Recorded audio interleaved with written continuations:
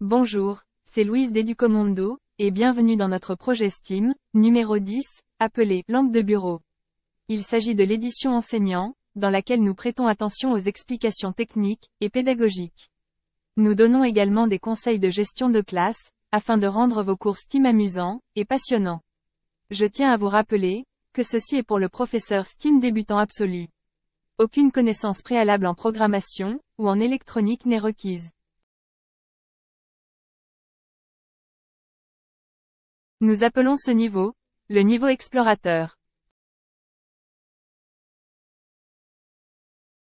Dans cette leçon, nous allons introduire un nouveau composant polyvalent dans notre classe, le bouton poussoir. Les boutons poussoirs sont utilisés pour allumer les LED, contrôler les moteurs, envoyer des impulsions au microcontrôleur, etc. La plupart des boutons poussoirs inclus dans les kits de démarrage STEAM sont de très petits composants. Heureusement, il existe également des versions plus grandes et plus faciles à manipuler.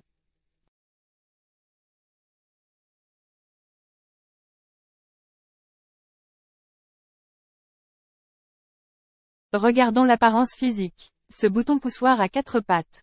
Vous pouvez voir que les jambes sont courbées d'une manière spécifique. Les jambes qui sont courbées l'une vers l'autre sont reliées. Les jambes qui sont plus parallèles entre elles ne sont pas reliées.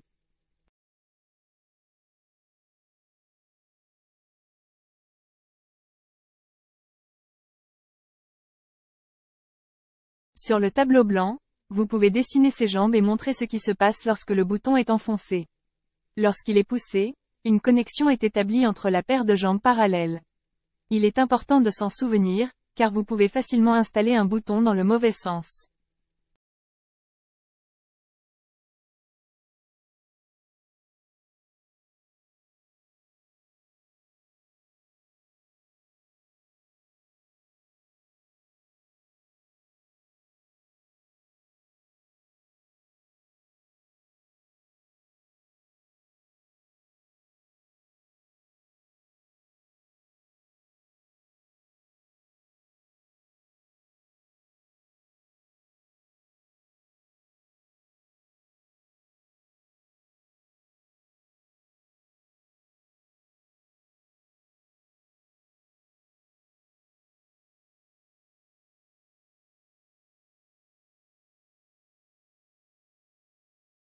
Le but du projet d'aujourd'hui est de construire un projet simple. Faire en sorte qu'une LED s'allume en appuyant sur le bouton, et s'éteigne en relâchant le bouton. Nous apprendrons également le quoi et le pourquoi des résistances pull-up et pull-down. Nous allons pratiquer avec notre classe la commande if-else. Et bien sûr, ils travailleront en équipe pour programmer et construire le projet.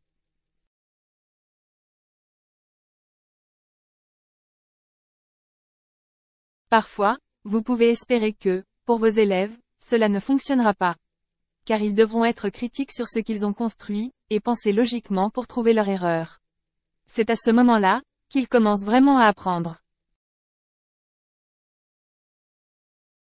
Distribuons les composants à vos étudiants.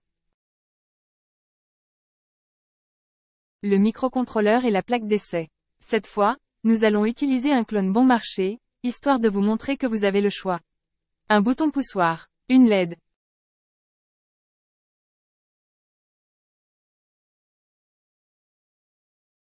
Une résistance de 220 ohms.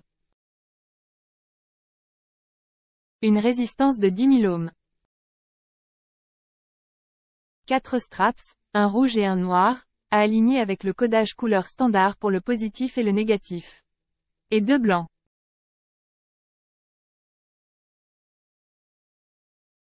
Deux fils préformés, un court et un peu plus long. Et n'oublions pas la pièce la plus importante, la lampe de bureau en carton.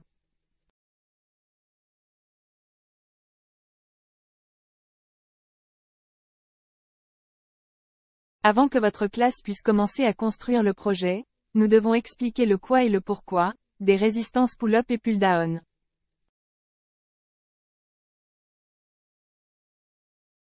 Disons que vous avez un microcontrôleur, avec une broche numérique configurée en entrée. Le microcontrôleur écoute en permanence l'état de cette broche. Est-ce élevé ou est-ce bas? Ce phénomène d'incertitude est appelé flottement.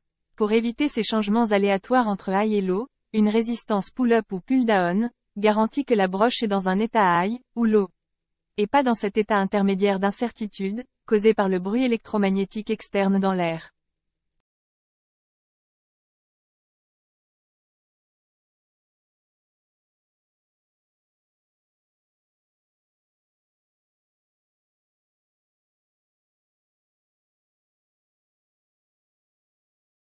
Dessinons d'abord une résistance pull-up. Il s'agit d'un bouton poussoir, et je dessine les 4 pattes, pour me rapprocher le plus possible du composant réel.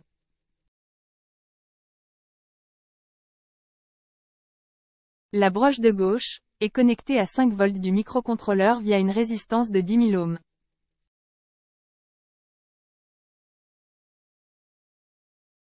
L'autre jambe est reliée au sol. Parce que le bouton n'est pas enfoncé, il n'y a pas de contact entre le haut et le bas de la jambe.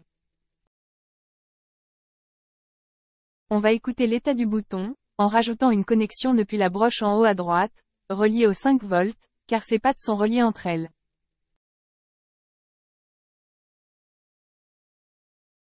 Parce que le courant peut circuler vers la broche de lecture, il lira 1, et la LED sera éteinte.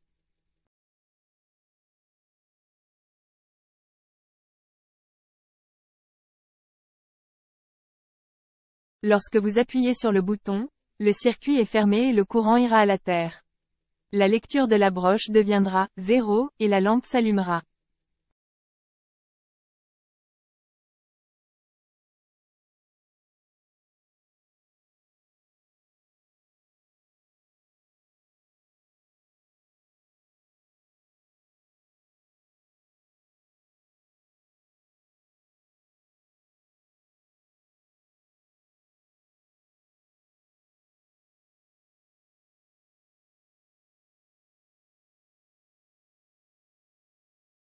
C'est très similaire avec une résistance pull-down. Nous attachons les 10 000 ohms à la jambe inférieure gauche, allant au sol.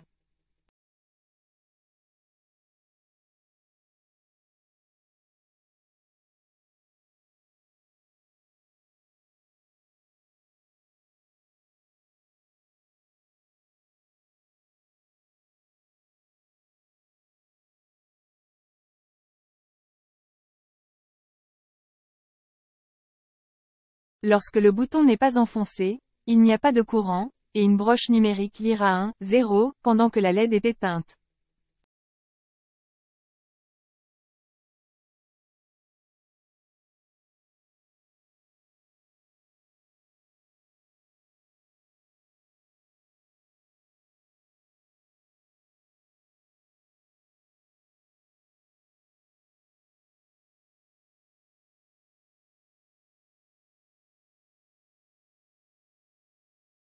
Lors de la fermeture du circuit, en appuyant sur le bouton, le courant circule du positif vers la masse.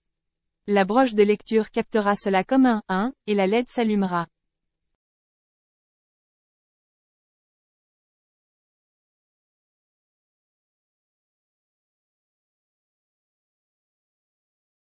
Montrez ce dessin à vos élèves. Cela les aidera à placer les composants aux bons endroits. Vous pouvez laisser cette image sur votre ordinateur devant la classe, ou la projeter sur un mur, ou un tableau blanc. Donnez à vos élèves 10 minutes pour construire le projet par eux-mêmes.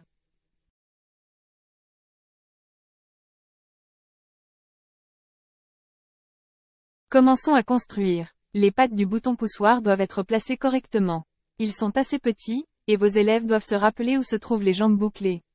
Certains des petits boutons poussoirs ne tiennent pas fermement sur la planche à pain, car les pattes sont vraiment minuscules, et courtes.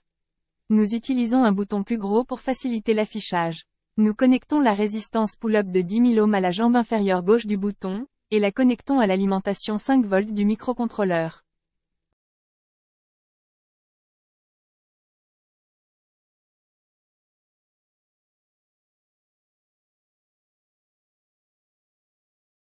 À l'aide du strap rouge.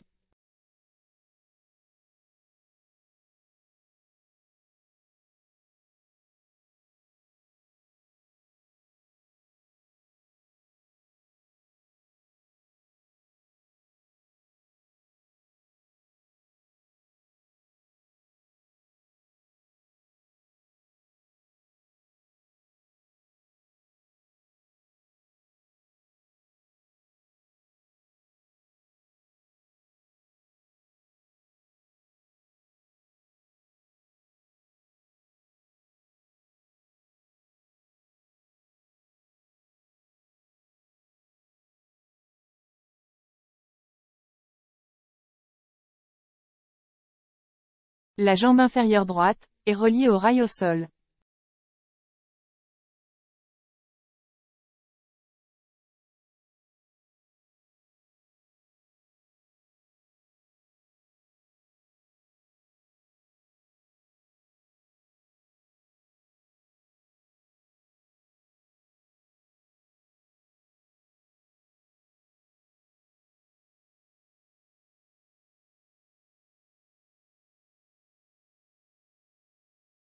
La jambe supérieure gauche est l'endroit où l'on va lire l'état du bouton poussoir. Nous le connectons à l'une des broches numériques. Pour ce projet, nous utilisons la broche numéro 3.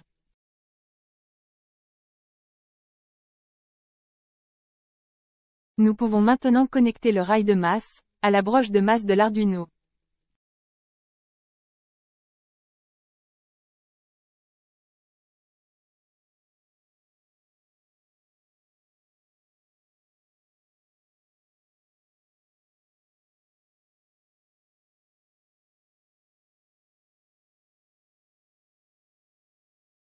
Ensuite, nous construisons le circuit LED. Connectez la jambe positive de la LED à la résistance de 220 ohms et la jambe négative au rail négatif, au-dessus de la plaque d'essai.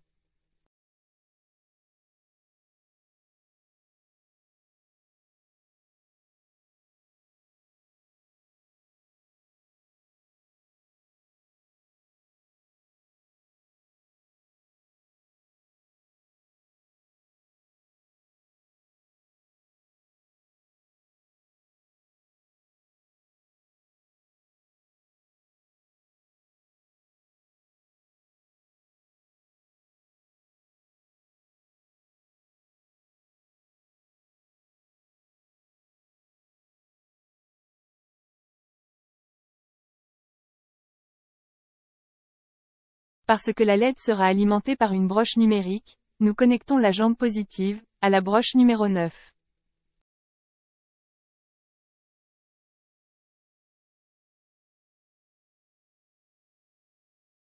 La dernière chose que nous devons faire est de connecter les deux rails au sol, de sorte que la jambe négative courte des LED soit également connectée au sol.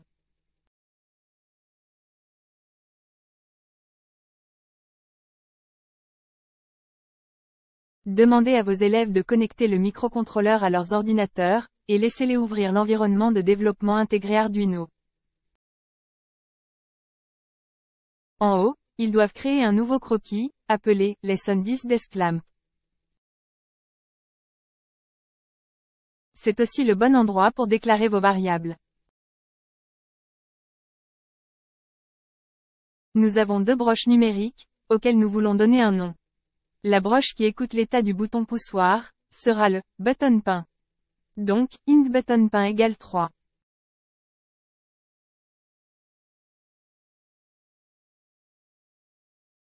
Nous appellerons la broche reliant la LED, la LED pin. Int LED pin égale 9.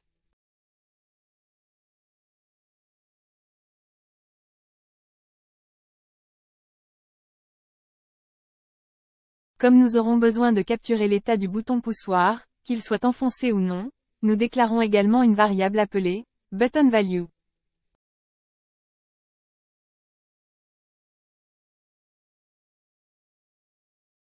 Et cela ne fait jamais de mal de déclarer un retard. Cette fois, on y va pour une seconde. Int dt égale 1000.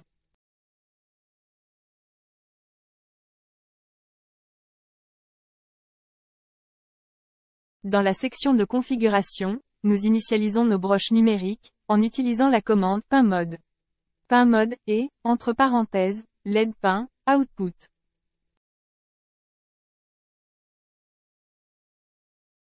Ensuite, nous activons également le button pin. Cette fois, ce sera un input. Il s'agit d'une broche d'entrée, car nous lirons à partir de celle-ci, à savoir si l'état du bouton poussoir est enfoncé, ou non.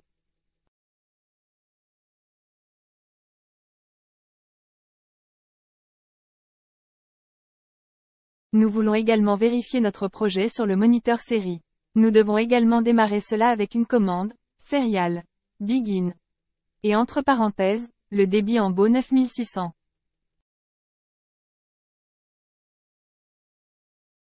C'est tout pour cette section de configuration. Dans la section « Loop », nous devons d'abord indiquer au microcontrôleur quelle est la variable « button value ». Button value est ce que nous lirons à partir de la broche numérique, appelée « button pin ».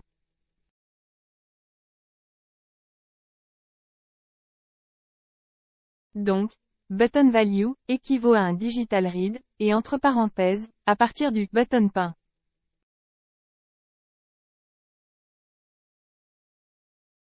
Nous savons que cette valeur sera soit un 0, soit un 1.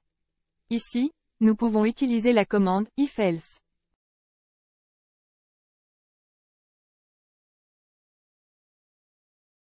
If, entre parenthèses, button value, double signe égal, 1.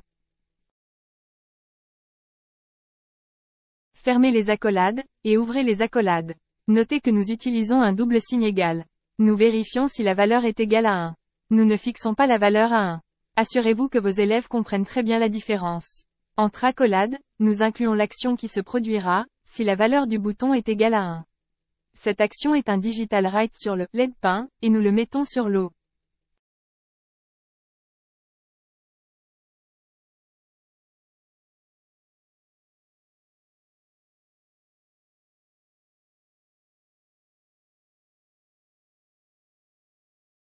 Donc, pour récapituler, si le bouton poussoir n'est pas enfoncé, la broche d'entrée lira un 1, et le LED pin sera réglé sur l'eau.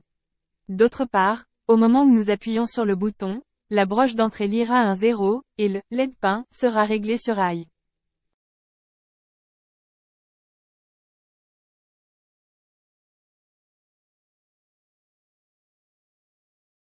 Else, entre les accolades, digital write. Et, entre parenthèses, nous mettons le LED pin à high.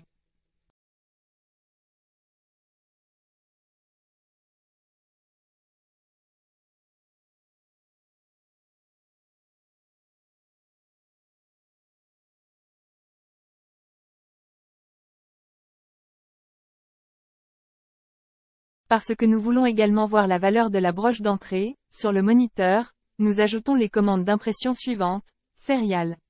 Println. La valeur que nous voulons voir sur le moniteur série, est la button value.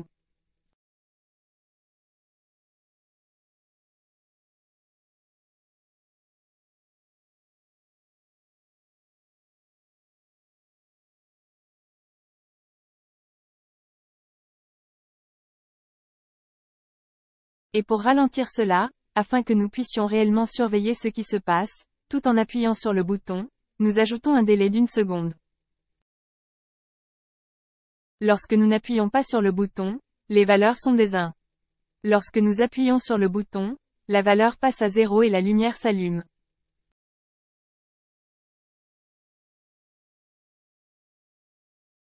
Je pense que votre classe est maintenant prête à télécharger le programme, et à appuyer sur ce bouton. Leur lampe de bureau devrait maintenant s'allumer, et s'éteindre pendant qu'ils appuient, et relâchent le bouton.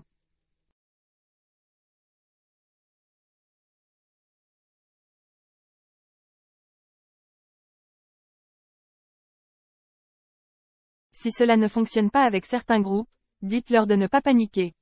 Le suivi, et la correction des erreurs, sont l'une des compétences les plus importantes en programmation. Encouragez-les à faire une recherche logique des pannes, en posant les questions suivantes. Quel était le message d'erreur sur le microcontrôleur? Avez-vous terminé toutes les commandes par un point virgule?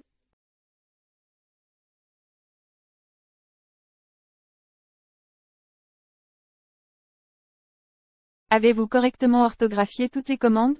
As-tu mis les fils dans les bonnes broches? Avez-vous déclaré les bons numéros de broche, en tant que variable? Toutes les connexions sur la plaque d'essai, sont-elles fermes?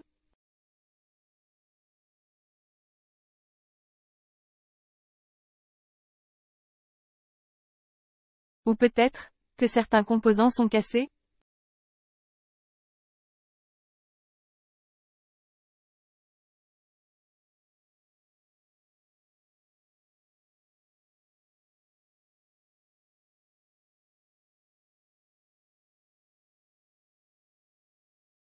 Avant de conclure ce projet, nous voulons juste montrer, que vous pouvez également utiliser une configuration de résistance pull-down.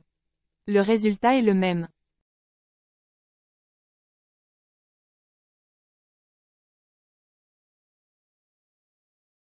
Ceci conclut notre projet numéro 10, la lampe de bureau. Qu'avons-nous appris? Nous avons utilisé un nouveau composant, le bouton poussoir. Nous avons découvert les résistances pull-up et pull-down, et pourquoi nous en avons besoin. Nous avons pratiqué la commande if-else. Et le plus important, nous avons travaillé en équipe, pour programmer et construire un projet, tout en faisant une recherche logique de panne.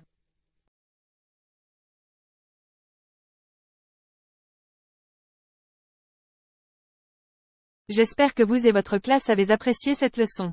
J'ai hâte de commencer notre 11e projet. Dans cette leçon, nous travaillerons avec un interrupteur ABI. L'interrupteur ABI est un interrupteur numérique, qui commande l'allumage ou l'extinction d'un circuit, tout en étant incliné d'un côté ou de l'autre. Nous utiliserons ce commutateur pour construire un sablier numérique. Au revoir pour le moment.